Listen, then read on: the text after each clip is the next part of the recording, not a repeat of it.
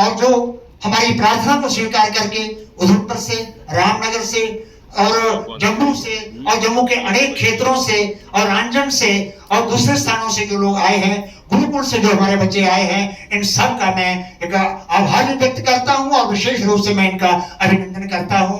मैं इन्हीं शब्दों के साथ अपनी वाणी को बयान देता हूं। सर्वे भवन्तु सुखिनः, सर्वे सन्तु निरामयाः, सर्वे भद्राणि पश्यन्तु मा कश्चित् दुःखभाग् भवेत्। जय भारत, जय माता की, जय भारत। बहुत बहुत धन्यवाद गुरुजी। भारतस्य प्रतिष्ठे द्वे संस्कृतम संस्कृतिस्तथा, इसी उद्देश्य को लेकर के आज जम्मू कश्मीर विद्वत परिषद ने जम्मू कश्मीर प्रांत में अपना एक वर्ष पूर्ण किया है और उसके प्रमुख लक्ष्यों में एक प्रमुख लक्ष्य है अंतरराष्ट्रीय शारदा विश्वविद्यालय।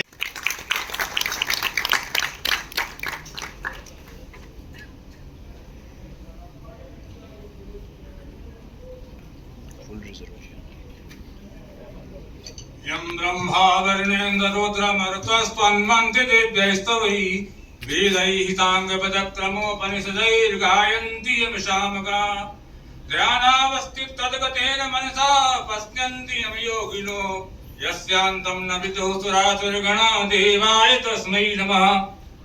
समादरणीय आज के मुख्य अतिथि हमारे जम्मू कश्मीर केंद्र शासित प्रदेश के माननीय राज्यपाल, सम्मानित मंच, यहाँ के सभी लोगों के प्रति अपनी प्रणिमानि व्यतीत करते हुए आज मैं आप सभी लोगों के सम्मुख एक प्रपोजल श्री शारदा पीठ अंतरराष्ट्रीय विश्वविद्यालय का तैयार किया गया था, जिसको आज 1 वर्ष से ज्यादा हो गए। यह प्रपोजल विद्वत परिषद ने 28/8/2022 को मंजूरी दी थी। प्राचीन कालीन विश्वविद्यालय में थी। इसके एडवाइजरी कमेटी के रूप में शांत रक्षित है, धर्म कीर्ति है, नागार्जुन है, शांतिदेव है, सब आए थे। सुविधम यहाँ बह रही थी इनकी धारा, जिसमें नंद ऋषि, लल्लेश्वरी, अब्बा खातून, समदनीर और जंस फकीर हैं। ऐसे इस कश्मीर मंडल को अनेकानेक विद्वानों ने अनेक ढंग से प्रशंसा की है। जैसे कि यहाँ पे राज तरंगिणी में लिखते हैं कल्हण त्रैलोक्याम रत्न सुश्लाघ्याम तस्याम धनपतेर हरित तत्र गौरी गुरो शैलो यत् तस्मिन् विमंडल। अनंतर बिल्हण अपने विक्रमांक देव चरितम में लिखते हैं सहोदरा कुमकुम केसराणाम भवन्ति नूनम कविता विलासा न सारदादेश मपासे दस्तिस्तेषा में धन्यत्र मनाया प्रोगा। उसी तरह से जो हमारी भृंगीत संहिता है, जिसमें अमूमन ज्यादातर किस्तवाड़ का विवरण है, वो वहां पे आता है त्रिलोक भूत सारम तत्राभिनिमुद्री। ऐसे उत्तरम यह समुद्र से जो हमारा भारत है, इसी कश्मीर मंडल में शारदा माता, मालूम होगा जो वाराणसी के रहने वाले थे, उनका ग्रंथ जो नैषधि चरितम है, वो यहाँ इसका परीक्षण करने आए थे और सरस्वती ने बाद में उनका अपने हाथों में लेकर के अभिनंदन पूर्वक उस ग्रंथ की स्वीकृति थी। महोदय, समरी के रूप में ये यूनिवर्सिटी सिटी के रूप में इसको डेवलप करने की बात है, योजना बनाई गई है। और हर फेज में अलग अलग जो हमारे एडवाइजरी कमेटी के लोग हैं, एडवाइजरी कमेटी के बहुत से मेंबरों ने केवल साधुवाद भेजा है, प्रशंसा की है, लेकिन उनमें 4 लोगों ने बहुत ज्यादा विस्तार से विवेचन किया है, जिनका मैंने फाइल में इंडिकेशन कर दिया है और उनको लगा भी दिया है कि कैसे कैसे इस विश्वविद्यालय को डेवलप करना है। इस विश्वविद्यालय को 4 फेज में डेवलप करने के लिए हर फेज में 500 करोड़ की न्यूनतम जो इंफ्रास्ट्रक्चर की बातें हैं वो की गई हैं और टोटल इंफ्रास्ट्रक्चर 2000 करोड़ रखा गया है। लेकिन हमारे एक एडवाइजरी कमेटी के मेंबर ने कहा है कि 2000 से नहीं 3000 करोड़ से कम बात नहीं बनेगी। फर्स्ट प्लान में acquiring of the land by allotment, donation, purchase, boundary wall making with barbed wire, integrate making 4 lines names Rigveda, Yajurveda, Samaveda, Atharvaveda, that is east, south, west and north.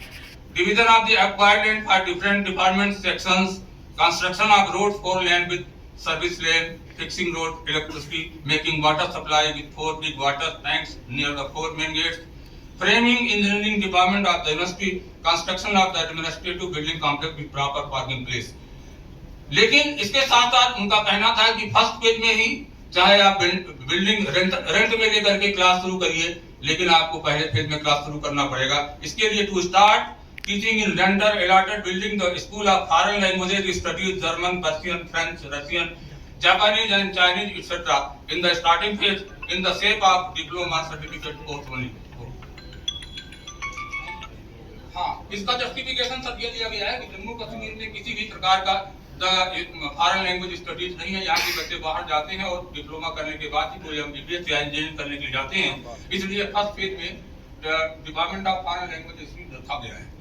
Second phase में मैं बहुत ही सारांश में बात करूंगा, और सेकंड फेज में सारी बातें रखते हुए यह बताई गई है कि हम स्कूल ऑफ स्किल लर्निंग खोलेंगे, जिसमें कामसूत्र में स्थित जो 64 कलाएं हैं उनको उनमें दीक्षित होकर के, चाहे वो केस कटिंग, ये बाल कटिंग हो या चेहरे में लेपन हो, अन्य कलाएं हैं कामसूत्र में दी गई हैं, और उनको हम स्किल डेवलपमेंट के रूप में यहाँ कर सकते हैं। इसका जस्टिफिकेशन है सबके पास, लेकिन मैं ज्यादा न कहते हुए थर्ड और फोर्थ फेज में मैंने इसी तरह अपनी बात रखी है, और एडवाइजरी कमेटी मेंबर्स का कहना था कि आप प्रेफरेंस के अनुसार सब्जेक्टों को खोलिए।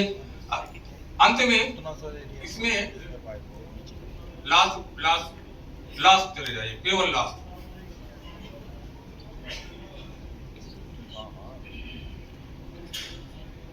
अंत में माननीय गवर्नर साहब से करवत निवेदन है कि महादेव आपको आशीर्वाद दें, आपको शक्ति प्रदान करें, माँ वैष्णो देवी आपको पराक्रम दें, और इस विश्वविद्यालय की स्थापना करके आप प्राचीन और आधुनिक मूल्यों को संरक्षित कर इस विश्वविद्यालय को जम्मू कश्मीर को एक गिफ्ट के रूप में, वरदान के रूप में दे के जाएं। आपका बहुत बहुत स्वागत है।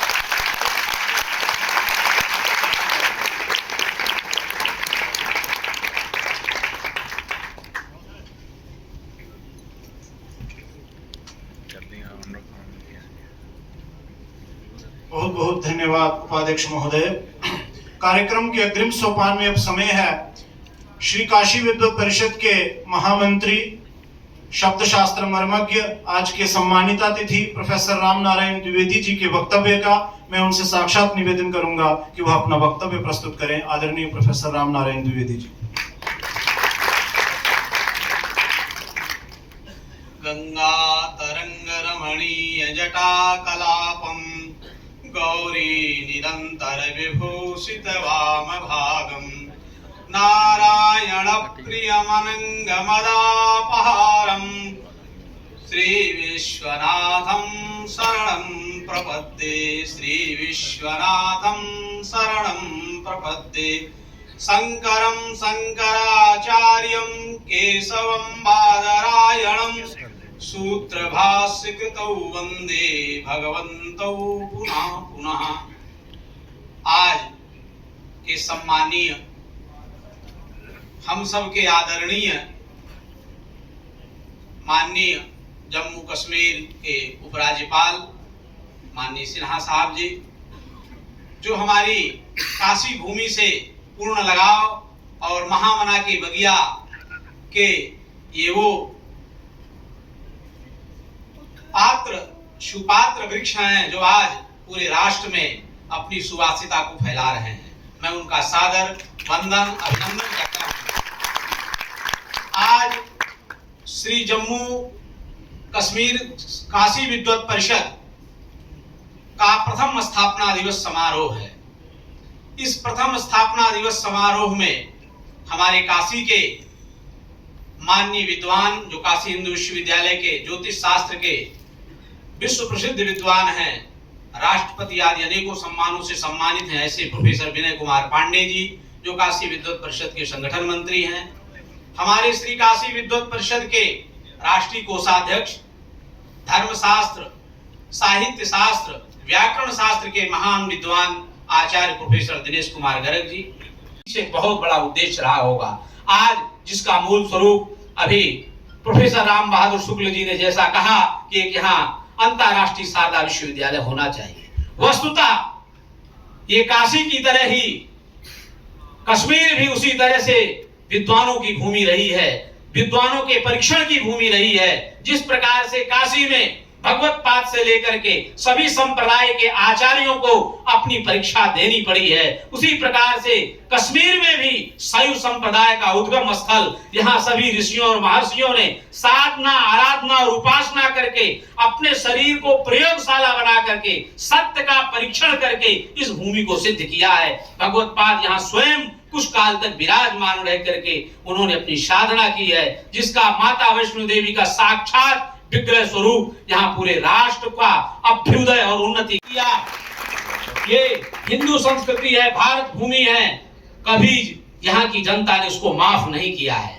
और ये काशी विद्वत परिषद के माध्यम से हम आप सबके सामने संकल्प दिलाते हैं कि हमारी सनातन संस्कृति पर कुठाराघात करने वाले, सनातन संस्कृति पर आक्षेप करने वाले, सनातन संस्कृति को किसी रोग की तरह बतलाने वाले, लगता है वो मानसिक दिवालिये हो चुके हैं। जिन लोगों ने इस तरह की बातें सनातन संस्कृति पे की है, वस्तुतः उन पर ये देश की जनता उनको जवाब देगी। और भगवान बाबा विश्वनाथ, बाबा काल भैरव और माता वैष्णो देवी उनके मन मस्तिष्क को बदले, हम यही मंगल कामना करते हैं। उनका हृदय बदले, उनका मन बदले, राष्ट्रीय भावना, राष्ट्र के प्रति राष्ट्रीय संचार की चेतना, भारतीयता की भावना और भारतीय संविधान के प्रति विश्वास बढ़ाने का काम करें। भगवान विश्वनाथ उनको सद्बुद्धि दें। ये अखंड भारत की परिकल्पना, सत्य सनातन की परिकल्पना हमारे भारत के ऋषि मुनियों ने की है।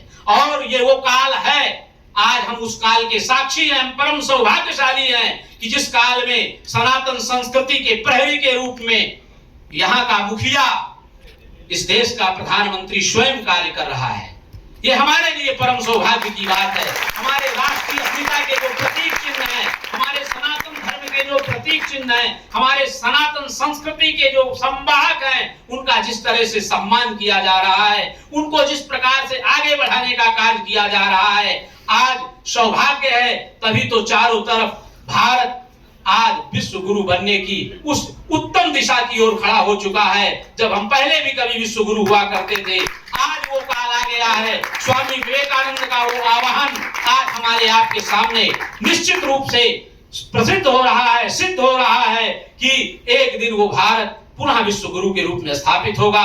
आज उसी दिशा में कार्य हो रहे हैं। आप देख लीजिए, चाहे वो महाकाल के कॉरिडोर का विस्तार हो, चाहे वो भगवत पाद की, शंकराचार्य की केदारनाथ में मूर्ति की स्थापना हो, चाहे वो मध्य प्रदेश में बाल स्वरूप में जो भगवत पाद शंकराचार्य हैं, कल उनकी मूर्ति का अनावरण समारोह है। पूरे राष्ट्र में हमारी भारतीयता की, भव्यता की, हमारी भारतीय संस्कृति की धारा प्रवाह मान करने वाला आज हमारे देश का मुखिया जब इस रूप में आ चुका है, तो इस राष्ट्र की संस्कृति को, भारतीयता को, भारतीय ज्ञान वैभव को जो नष्ट करने की बात करते हैं, उनके मन को भगवती बदले, अन्यथा आने वाला समय उनको जवाब देगा। ये हमारे जो नवयुवक जवान हैं, एक ज्ञान की परंपरा, भारतीय ज्ञान की परंपरा के साथ वैज्ञानिकता की भी परंपरा को पढ़ रहे हैं। आज देखिए, जो नई शिक्षा नीति हमारे सामने आई है, उस नई शिक्षा नीति में संस्कृत भाषा के साथ साथ हमारे इसरो के वैज्ञानिक, IIT के वैज्ञानिक, जो इंडियन नॉलेज सिस्टम अभी स्थापित किया जा रहा है, हमारे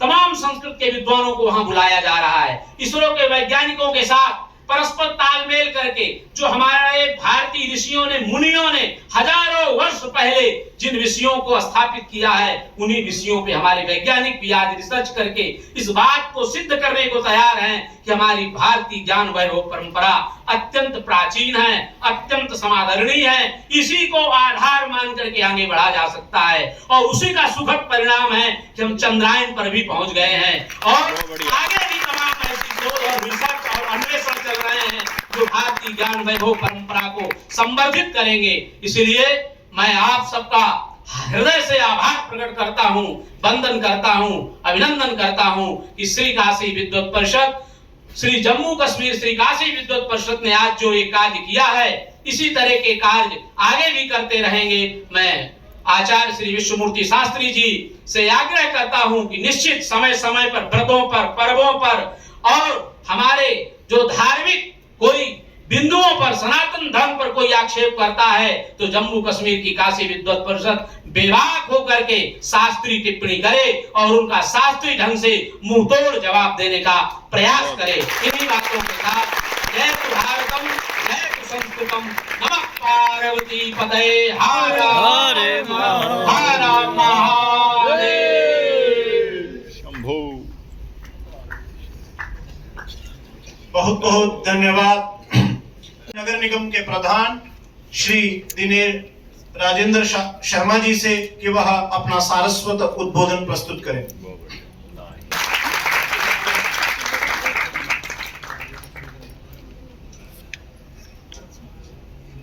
जम्मू कश्मीर श्री काशी विद्वत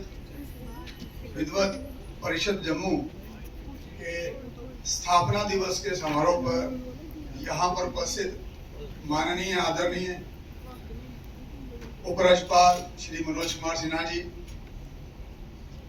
यहाँ पर आए हुए विद्वान महानुभाव, मंच पर आसीन पद्मश्री विश्वमूर्ति शास्त्री जी, पूर्व न्यायाधीश सुरेश शर्मा जी, यहाँ के देवकाम रमेश जी, राम नारायण त्रिवेदी जी, अतिथिगण, आप सब महानुभाव। आज का समय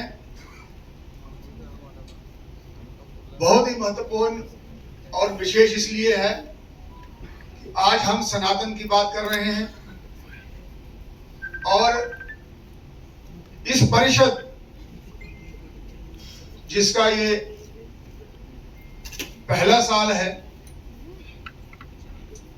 उन्होंने क्या किया सनातन के लिए और क्या करेंगे और क्या अपने लिए लक्ष्य निर्धारित कर रहे हैं, उस पर बात हो रही है। भारतीय संस्कृति, संस्कृत, वेद, शास्त्र, ये हमारे जीवन के मूल्य रहे हैं और हम सब इन्हीं मूल्यों से बंधे हैं। आज वो समय है कि जब स्वामी विवेकानंद जी और जितने भी हमारे धार्मिक गुरु हुए हैं, उन्होंने जिन्हों पर भारतवर्ष को निर्मित किया है, उस पे हम सही मायनों में चलने की चेष्टा कर रहे हैं और चल रहे हैं। पर यह संभव हो पाया है क्योंकि जब राष्ट्र का नेतृत्व सही मायनों में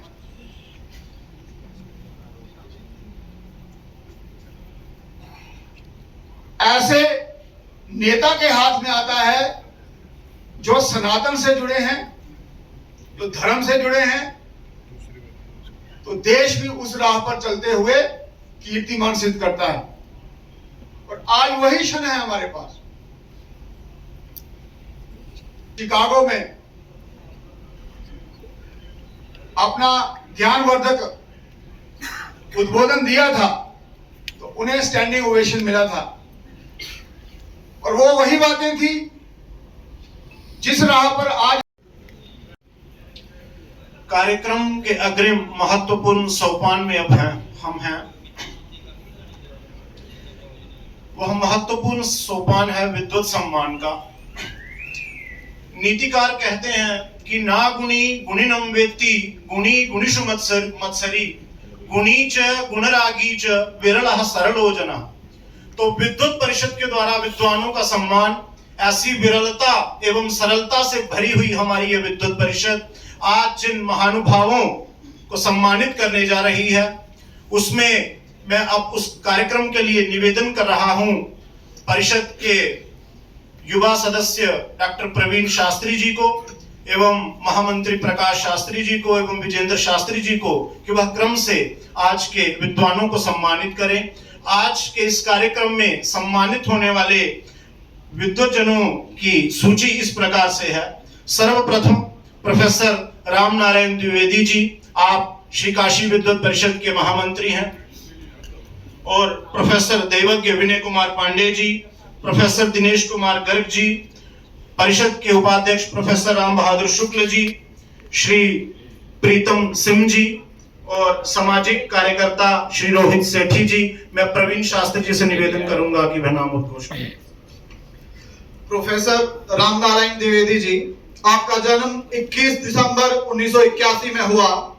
वर्तमान में आप किया जाता है। हमें आशा ही नहीं अभी पूर्ण विश्वास है कि प्रोफेसर रामनारायण द्विवेदी जी अपने आशीर्वाद से परिषद को सदैव उपकृत करते रहेंगे। इसी क्रम में अग्रिम विद्वान, सम्मानित होने वाले विद्वान प्रोफेसर विनय कुमार पांडे जी को मैं मंच पर आहूत करता हूं। अतः आपका जन्म 20 नवंबर ज्योतिष विभाग में आचार्य पद को सुशोभित करते हुए काशी हिंदू विश्वविद्यालय के चीफ प्रॉक्टर के पद को अलंकृत कर रहे हैं। आपके भारतीय ज्ञान परंपरा में समाज में अतुलनीय योगदान को देखते हुए जम्मू कश्मीर श्री काशी विद्वत परिषद के सभी सदस्यों ने एक मत से आपको दैवज्ञ भूषण सम्मान देने की संस्तुति की है। अतः आपको दैवज्ञ भूषण सम्मान से सम्मानित किया जाता है। जम्मू कश्मीर श्री काशी विद्वत परिषद को पूर्ण विश्वास है कि आप अपने मंच पर आहूत करता हूं तथा उनके व्यक्तित्व को प्रदर्शित करने के लिए मैं प्रकाश शास्त्री जी को आमंत्रित करता हूं। आप राजशास्त्रवेत्ता doctor Dinesh Kumar Garg, associate professor प्राचीन शास्त्रार्थ विभाग, प्रोफेसर प्राचीन शास्त्रार्थ विभाग, संपूर्णानंद संस्कृत विश्वविद्यालय वाराणसी, लब्ध ख्याति प्राप्त हैं। 28 जुलाई 1973 ईस्वी को उत्तर प्रदेश राज्य में जन्मे। आप नव्य व्याकरण, एमए संस्कृत, नेट विद्यावारिधि हैं। आपके प्रोफेसर राम बहादुर शुक्ल जी को मैं निवेदन करता हूं कि वह मंच पर आकर के सम्मान ग्रहण करें। ज्योतिषाचार्य, नेट विद्यावारिधि हैं। आपके दिशा निर्देशन में 40 एमफिल और 36 पीएचडी शोध छात्रों ने शोध कार्य को पूर्ण किया है। 90 राष्ट्रीय व अंतर्राष्ट्रीय शोध पत्र और शेर ग्रंथ प्रकाशित हैं। आप भारत सरकार और समाज सेवी संस्थाओं के नामित सदस्य भी हैं। आप हिमालयन एम्बेसडर फॉर पीस, अभिनव गुप्त अलंकार, ज्योतिष इत्यादि पुरस्कारों से सम्मानित है। जी Shri Pritam Singh ji, founder president people वृक्षारोपण, इन्होंने जम्मू कश्मीर के बहुत से स्कूलों में, महाविद्यालयों में, यूनिवर्सिटीज में, हॉस्पिटल्स में और आर्मी में, पुलिस में इन्होंने 11,000 से अधिक पीपलों के पेड़ लगा करके सनातन संस्कृति को उजागर किया है और उनको विद्वत परिषद जो है सनातन श्री सम्मान से सम्मानित करती है। इस सम्मान के लिए रोहित सेठी जी को मंच पे आमंत्रित करते हैं। इन्होंने धरती पर हिंदू जागरण मंच के प्रभारी उधमपुर के हैं। ये ब्राह्मण सभा डिस्ट्रिक्ट उधमपुर के प्रेसिडेंट भी हैं। इन्होंने 70 से अधिक गरीब बच्चियों की शादी भी करवाई है और इन्हें परिषद जो है धेनुश्री सम्मान से सम्मानित करती है। धन्यवाद। अब मैं कार्यक्रम के अग्रिम सोपान में आज के इस कार्यक्रम के मुख्य अतिथि माननीय उपराज्यपाल श्रीमान मनोज सिन्हा जी से निवेदन करता हूं कि वह मुख्य अतिथि उद्बोधन हमें प्रदान कर अनुग्रहित करें। समारोह के परम श्रद्धेय अध्यक्ष पद्मश्री प्रोफेसर विश्वमूर्ति शास्त्री जी, जम्मू के मेयर श्रीमान राजेंद्र शर्मा जी, सेवानिवृत्त न्यायाधीश श्रीमान सुरेश शर्मा जी, मंडलायुक्त श्री रमेश कुमार जी, प्रोफेसर राम नारायण द्विवेदी जी, सभागार में उपस्थित सभी विद्वद्जन,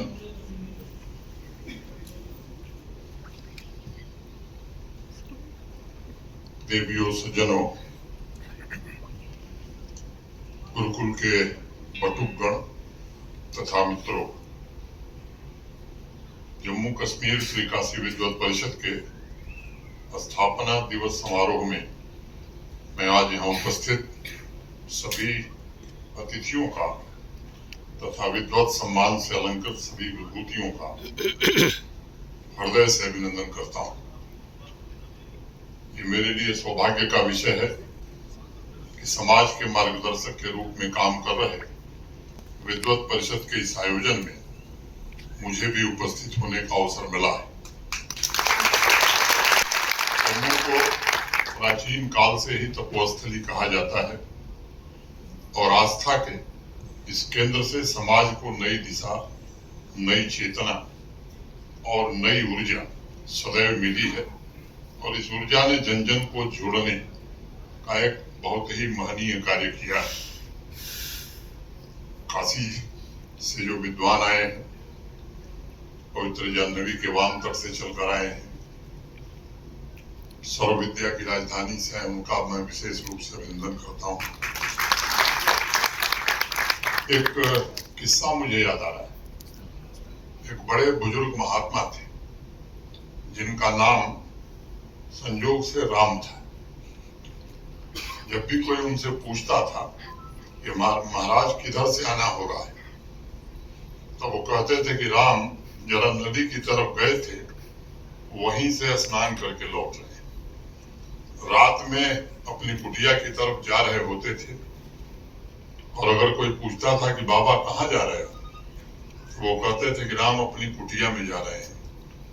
एक दिन मंदिर के बाहर वो बैठे हुए थे, पड़ोस के कुछ बच्चे आए और अभद्र भाषा में उन्हें नाम लेकर कुछ ऐसी बातें जो नहीं कही जा सकती कहने लगे। मैंने अगर सीधे में कहूं तो गाली देने लगे। गांव के लोग जुट गए और उन्होंने साधु महाराज को कहा कि अरे आप कहते क्यों नहीं है कुछ। तो उन्होंने कहा कि मैं क्या कहूं, ये तो राम को अपशब्द कह रहे हैं, मैं तो बस देख रहा हूं। मैं समझता हूं यह चेतना की वह साक्षी भाव की अवस्था है जो हजारों साल पूर्व हमारी संस्कृति ने पूरी दुनिया की मानवता को उपहार के स्वरूप में दिया है और मैं से अलग हटकर अस्तित्व के साथ एकाकार यानी चेतना के परम शिखर का सौंदर्य लोगों ने देखा और जिया है। यही भारतवर्ष है। आज यह बात सभी को हैरान करती है कि जब हमारे देश की आध्यात्मिक चेतना के उस परम शिखर को, जब हमारा देश उस परम शिखर को छू रहा था, तो उस समय जो पश्चिमी देश एक तरह से अगर आप दुनिया का इतिहास पढ़ेंगे तो वो स्टोन एज में जी रहे थे। वहां उस समय तक सामाजिक सभ्यता का विकास भी नहीं हुआ था, लेकिन भारत उस समय तपोभूमि बन चुका था। आज भी यह भारतवर्ष ग्लोबल मैप पर मात्र एक ज्योग्राफिकल लोकेशन नहीं है, बल्कि एक जीवंत ऊर्जा क्षेत्र है जिसने हजारों वर्ष से स्वयं को मिटाने की, विश्व कल्याण की, अस्तित्व के साथ एक होने की, समाज की चेतना में नए प्राण जगाने की, अंतरात्मा की खोज की प्रेरणा पूरी मानवता को दी। मुझे अत्यंत प्रसन्नता है पिछले वर्ष 30 जुलाई को प्रोफेसर विश्वमूर्ति शास्त्री जी की अध्यक्षता में जम्मू कश्मीर श्री काशी विद्वत परिषद अपने प्रयासों से समाज को उसी खोज के लिए प्रेरित कर रहा है। मैं आदरणीय विश्वमूर्ति शास्त्री जी और उनके सभी सहयोगियों का, जिन्होंने ये परिषद की स्थापना की है और एक पुनीत काम शुरू किया है, उसके लिए हृदय से बधाई देना चाहता हूँ। शास्त्री जी के मार्गदर्शन में कई सदस्यों की कार्यकारिणी जन जन के लिए एक नई वसीयत लिए घूम रही है, क्योंकि समाज का हर एक व्यक्तित्व उस महान विरासत का सच्चा उत्तराधिकारी है। यह विरासत सदैव से शाश्वत रही है, सनातन रही है और इसलिए हमारी प्राचीन संस्कृति कहती है कि सनातन धर्म हमेशा से वैसा ही रहा है, उसमें नया और पुराने का कोई सवाल ही नहीं पैदा होता। यह सदैव रहा है और जो भी आध्यात्म के खोजी थे उनके लिए हमेशा ये उपलब्ध भी रहा है। यानी जब से सृष्टि का जन्म हुआ है तब से सनातन परंपरा चली आ रही, और इसलिए हमें गर्व होना चाहिए कि हम उस देश के नागरिक हैं जहाँ इतने प्राचीन समय से सत्य की ऊर्जा, अंतरात्मा की खोज में पूरा समाज लगा हुआ है, और हर कदम पर हमारी संस्कृति ने विश्व कल्याण, दूसरों के मार्गदर्शन के लिए प्रकाश की व्यवस्था को व्यक्ति का मूल कर्तव्य समझा है। यह प्रकाश कोई दिए का प्रकाश नहीं है, इस गलतफहमी में हमें रहने की जरूरत भी नहीं। वेदों, उपनिषदों, पुराणों ने बड़े स्पष्ट तरीके से विश्व को संदेश दिया है कि एक अंधेरा दिया जलाने से मिटता है, सूरज उगने से खत्म होता है, और एक स्वयं के भीतर का अंधेरा होता है, हमारे अंदर की रात होती है, जिसके लिए चेतना की बाती जलानी पड़ती है। और तभी तो कहा गया तमसो मा ज्योतिर्गमय, अंधेरे से प्रकाश की ओर चलें। ऋग्वेद के स्तोत्रोत्तम में प्रार्थना की गई, प्रतित्यम चारुमध्वरम गोपिथाय च गोपिथाय प्र हुए से, हे अग्नि अपना प्रकाश सीधे मेरी तरफ कर ताकि सारी किरणें मेरे अंतरात्मा में उतर जाएं। ये महोरजसो विदुर माम ध्यायन्त उपासते, यानी जो भी मैं को छोड़कर कर्मों को मुझे अर्पण करते हुए मेरी उपासना करते हैं वह मुझ में ही निवास करते हैं। कई बार मैं स्वयं आश्चर्य में पड़ जाता हूँ उपलब्ध हो पाई, और वह संपदा सिर्फ आध्यात्मिक नहीं, वह मनुष्य का स्वभाव है। जब वह खोजी व्यक्तित्व को प्राप्त कर लेता है तो वह सृष्टि की हर एक चीज को उलट पुलट करके देखना चाहता है। और इसीलिए जिन महापुरुषों की हम संतान हैं, उन्होंने बाहरी दुनिया में भी उतनी ही खोज की, और मानवता के लिए शून्य से लेकर साइंस के बड़े बड़े उपहार दिए।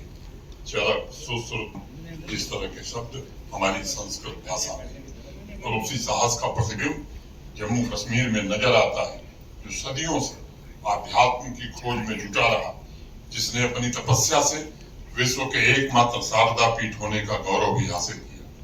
पुराणों की चर्चा करते हुए कल्हण ने राज तरंगड़ी में लिखा है, कश्मीरा पार्वती तत्र राजा गेह शिवांशज, कश्मीर की भूमि पार्वती है, वहां का राजा हरि का अंश है। तमाम विद्वानों ने इस पर शोध किया है। आखिर कल्हड़ ने किस पुराण का जिक्र किया है? कुछ लोगों ने नीलमत पुराण का उदाहरण दिया, कुछ विद्वानों ने महाभारत का उल्लेख किया है कि कश्मीर पार्वती तुल्य है और वहां का राजा शिव का अंश है। ब्रह्म की मानस कन्या संध्या देवी का जिक्र करते हुए कल्हड़ आगे लिखते हैं, निह सलिल गिरी पर संध्या देवी के जल धारण द्वारा प्रत्यक्ष प्रकट होता है कि वहां पुण्य का है। जम्मू कश्मीर की सर्वश्रेष्ठ इमारतें गुरुकुल की थी, सीखने सिखाने के साधना स्थलों की थी। बाद के वर्षों में जम्मू कश्मीर में अनेक आध्यात्मिक धाराओं का जन्म हुआ। हमारी प्राचीन संस्कृति के सर्वधर्म संभाव की भावना से उनका स्वागत भी, वो हमारे समाज और हमारे जीवन के अभिन्न अंग भी बन गए। तो मुझे लगता है कि कुछ ऐसी जिम्मेदारियां हैं जो शायद वही अपनी टीम के साथ निभा सकते हैं। एक जिम्मेदारी मैंने महंत रोहित शास्त्री जी से चर्चा की थी, संस्कृत भाषा के मूल्यों और आदर्शों का सरल बोलचाल की भाषा में प्रचार प्रसार, क्योंकि संस्कृत के विद्वानों ने बड़ा काम किया। मुझे लगता है कि बोलचाल की भाषा में संस्कृत का प्रयोग जब तक नहीं होगा, हम जितना भी प्रयास कर लें, मुझे लगता है कि यह संस्कृत जन की भाषा नहीं हो सकती है। इसलिए मैं संस्कृत के विद्वानों से विनम्रतापूर्वक इस बात का निवेदन करूंगा कि इस काम में आप जितना जल्दी और जितना तीव्र गति से सहयोग कर सकेंगे, मैं समझता हूँ कि मानवता के कल्याण में आपका ये पूर्ण, मैं कहूँ कि अप्रतिम योगदान होगा। एंड ऑफ ह्यूमैनिटी और दूसरी हेडलाइन थी एंड ऑफ सिविलाइजेशन। कुछ महीने पहले अखबारों में एक खबर पढ़ी। मूल रूप से ये दोनों खबरें आर्टिफिशियल इंटेलिजेंस के प्रभाव, नए इन्वेंशन से ह्यूमैनिटी को कोई खतरा है। हाँ, मैं बड़े बड़े वैज्ञानिकों की इस बात का अवश्य समर्थन करता हूं कि टेक्नोलॉजी पर मनुष्य का नियंत्रण बड़ा आवश्यक है। मनुष्य के नियंत्रण के बिना टेक्नोलॉजी अगर होगी तो वो मानवता के हित में नहीं होगी, और ये अनिवार्य है ह्यूमन वैल्यू सुरक्षित और संरक्षित रहें। तो डेवलपमेंट के इस मोड़ पर संस्कृत भाषा के संवर्धन विकास के साथ वेदों उपनिषदों में मानव कल्याण के लिए निहित मूल्यों को वसुधैव कुटुंबकम की भावना से पहुंचाने का प्रयास भी हमें करना होगा। विज्ञान के बिना हमारा जीवन अब असंभव हो गया है, लेकिन साथ ही साथ प्रकृति के बिना हम अपने अस्तित्व की कल्पना भी नहीं कर सकते। इसलिए अथर्ववेद में प्रार्थना की गई है कि हे पृथ्वी, हम बिना कोई क्षति पहुंचाए तुम्हारी संपदा का सही उपयोग करें। यही दर्शन आज वर्तमान सामाजिक व्यवस्था के लिए अत्यंत महत्वपूर्ण है।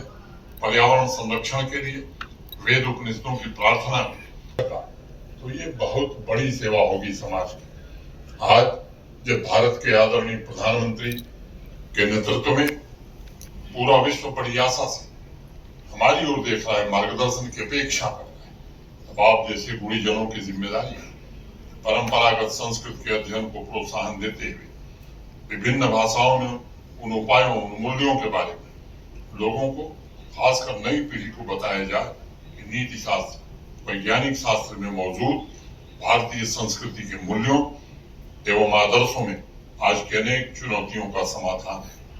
21वीं सदी को लेकर आजकल अनेक विद्वान, इतिहासकार, समाजशास्त्री तरह तरह की भविष्यवाणी कर रहे हैं। कुछ लाइफ स्टाइल और थिंकिंग हमने स्वयं भी बाहर से इंपोर्ट की, लेकिन आज मैं उन विषयों के विवरण में न जाकर सामाजिक समता, पर्यावरण, कम्युनिटी, सिविलाइजेशनल वैल्यूज, तमाम तरह की भ्रांतियों, शिक्षा और आध्यात्म जैसे विषयों में आ रहे नित नई चुनौतियों के समाधान की आप सबसे अपेक्षा रखता हूं, और मुझे उम्मीद है कि आप लोग इस पर पूरी श्रद्धा से काम करेंगे और भारत के विश्व गुरु के पुराने गौरव को पुनर्स्थापित करने का मार्ग प्रशस्त करेंगे। 4 दशक पहले हम लोगों ने अपनी युवावस्था में सामाजिक समानता शब्द को बार बार सुना था। यह समाज का नया स्लोगन बन गया। आज सामाजिक समानता मुझे लगता है कि अनेक सरकारों का, प्रशासन का लक्ष्य बन गया, लेकिन हम जिस लाइफ स्टाइल के साथ जी रहे हैं उसमें कुछ विद्वानों ने भविष्यवाणी की है कि शायद 50 साल बाद का समाज सबसे अनइक्वल समाज होगा। उसी तरह हमारी जो लाइफ स्टाइल है उसको लेकर के देश के विद्वान एक्सपर्ट कह रहे हैं कि इससे इकोलॉजिकल सिस्टम को बड़ा खतरा पैदा होने वाला है और 50 साल बाद स्थिति और भयावह हो सकती है। आज भी हम क्लाइमेट चेंज के असर को देख रहे हैं, उससे जूझ जागृत करना होगा। विद्वत परिषद के पास दर्शन, मूल्यों की जो विशाल संपदा है, वो इस कार्य को अगर हाथ में लेती है तो मुझे लगता है कि मानवता की एक बड़ी सेवा होगी, जिस एकत्व की भावना के साथ विद्वत परिषद काम कर रहा है। मुझे लगता है वही तो एक भारत और श्रेष्ठ भारत की भावना है जो पूरे भारत को फिर से अपने उस गौरव पर तक पहुंचा सकती है। और एक बात मुझे और कहनी है, एक तो बड़ी बात बार बार चर्चा होती है कि भारत सोने की चिड़िया था। इस बात को समझना चाहिए कि हमारे पास सोने, गोल्ड माइंस नहीं है हिंदुस्तान। सोने की चिड़िया क्यों हम थी, इस पर विचार करेंगे। और मुझे लगता है कि जब भी आप इतिहास का अध्ययन करेंगे तो मेरी राय से सहमत होंगे कि भारत सोने की चिड़िया इसलिए था कि हमारे जो शिक्षण संस्थान थे, जिनका नाम अभी मेरे पूर्व लिया गया, मैं समय उसमें जाया नहीं करना चाहता, चाहे वो तक्षशिला हो, नालंदा हो, अनेक विद्वानों ने बताया है। यहाँ जो शोध होता था और देश में जो सामान बनता वो दुनिया के बाजार में सबसे बेहतर होता था। एक समय था अर्थव्यवस्था में भारत की हिस्सेदारी 25% हुआ करती थी। सोने की चिड़िया में इसलिए नहीं हुए कि हमारे समुद्री जहाज गए तो हम सोना चुरा करके ले। विज्ञान के विद्यार्थी हैं, सर आइजैक न्यूटन का नाम सब जानते हैं।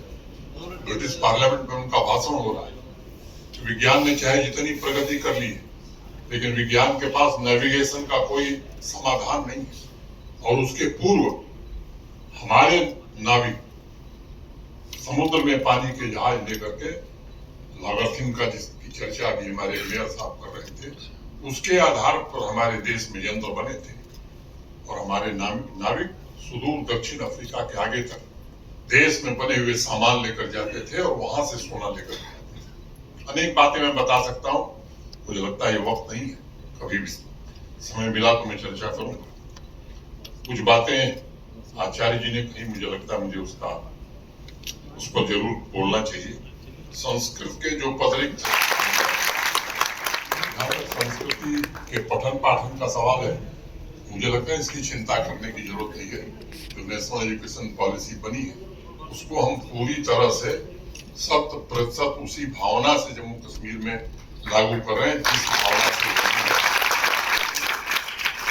नहीं आ रही है। इंडियन फिलॉसफी भी नहीं पढ़ाई जाती थी, भारतीय दर्शन यहाँ किसी विश्वविद्यालय में नहीं पढ़ाया जाता था। जम्मू विश्वविद्यालय में कुछ दिनों से शुरू हुआ है, अब अनिवार्य रूप से हर विश्वविद्यालय भारतीय दर्शन पढ़ाएंगे, ये सरकारी फैसला हो गया। और मैं तो देवी की जब प्रार्थना करता हूँ तो एक ही मंत्र मुझे याद है, यम यम चिंतयते कामम तम तम प्राप्नोति निश्चितम।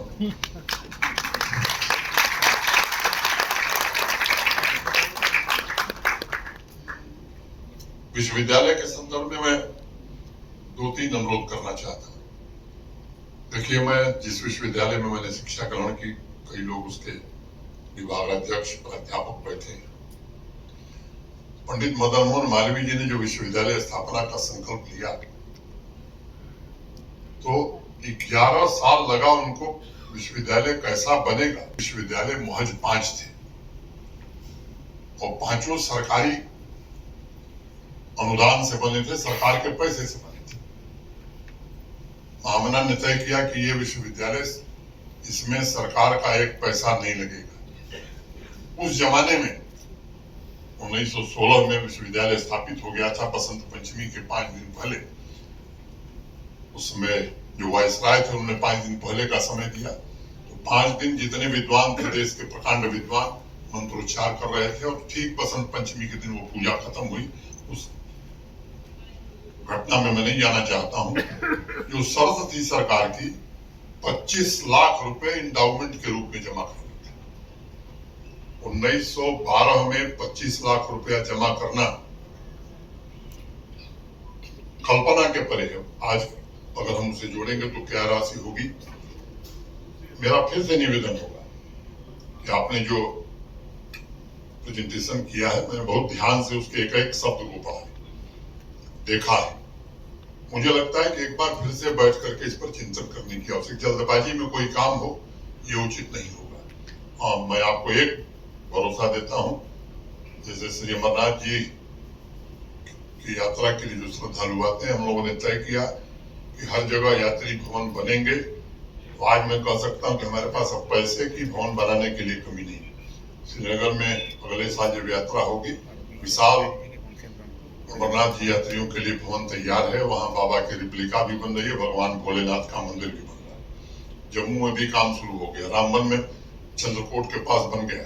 जैसे ही आप कश्मीर में प्रवेश करेंगे, वहां भी जमीन दे दिया है प्रशासन ने। बालटाल और नुनवान में भी बाउंड्री सहित सुरक्षित भवन बने, इसका भी इंतजाम पैसे का हो गया है। बनने में जरूर समय लगेगा, लेकिन वो बना लिया जाएगा। मुझे लगता है कि जब कोई पवित्र मन से काम करे तो ये देश ऐसा है कि लोग अगर विश्वास आप पर करते हैं कि आपका काम सही, तो पैसे की दिक्कत कभी नहीं हुई। और जब लोग जानते हैं कि साहब ये गड़बड़ हो रहा है, तब मामला गड़बड़ होता है।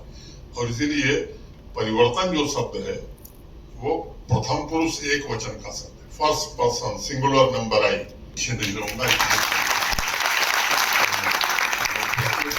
सभी विद्वानों को प्रणाम करते हुए, और आपने मुझे धैर्यपूर्वक सुना। ये जो गुरुकुल के विद्यार्थी हैं, सब मेरे मित्र हैं, मैं अक्सर इनसे मिलता रहता हूँ। मैं आप सबके प्रति हृदय से कृतज्ञता ज्ञापित करते हुए और शास्त्री जी को प्रणाम करते हुए, सभी विद्वजनों को प्रणाम करते हुए एक अंतिम बात करके कि भारत के सांस्कृतिक पुनर्जागरण का काल शुरू हो गया है। व्यक्तियों को नहीं, हर भारतवासी को अपनी भूमिका का निर्वहन करना है। और मैं अगर हम चूक गए इस बार तो समझिए कि वक्त हमारा इंतजार कर रहा है, दुनिया हमारी तरफ देख रही है। और इसीलिए जो बात 15 अगस्त को कही गई थी मैं दोहरा देता हूँ कि यही समय है, सही समय है। अब हम सब लोग मिलकर के उस रास्ते पर आगे बढ़ें और भारत के उस गौरव को फिर से भारत प्राप्त करे, इसमें सबका योगदान हो, यही निवेदन करते हुए मैं अपनी बात पूरी करता हूं। धन्यवाद। जय हिंद। बहुत बहुत धन्यवाद महोदय। मैं संक्षिप्त धन्यवाद के लिए डॉक्टर प्रकाश शास्त्री जी को मंच पर आमंत्रित करता हूं। डॉक्टर प्रकाश शास्त्री जी, धन्यवाद। प्रस्ताव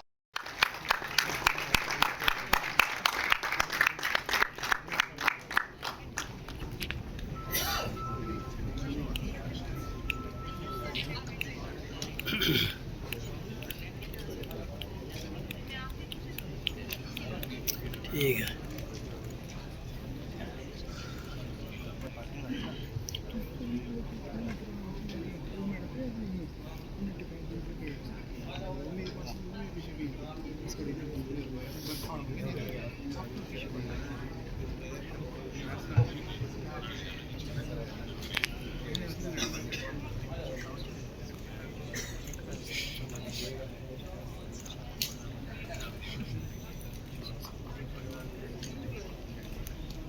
धन्यवाद। प्रोजेक्शन रूप से राष्ट्रगान संपादित करें। राष्ट्रगान की मुद्रा में सभी उपस्थित हों।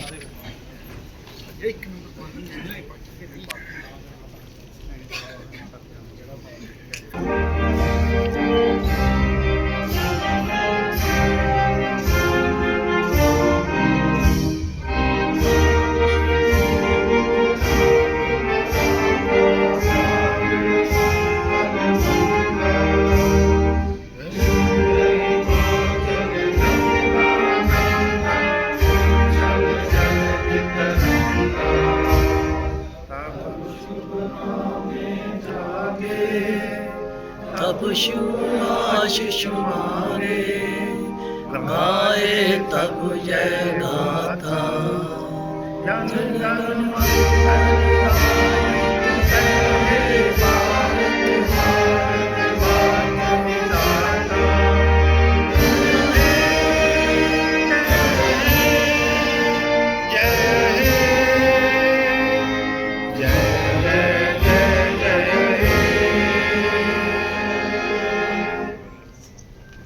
बहुत बहुत धन्यवाद।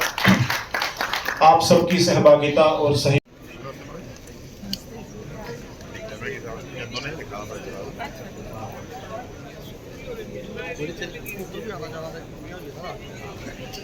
यार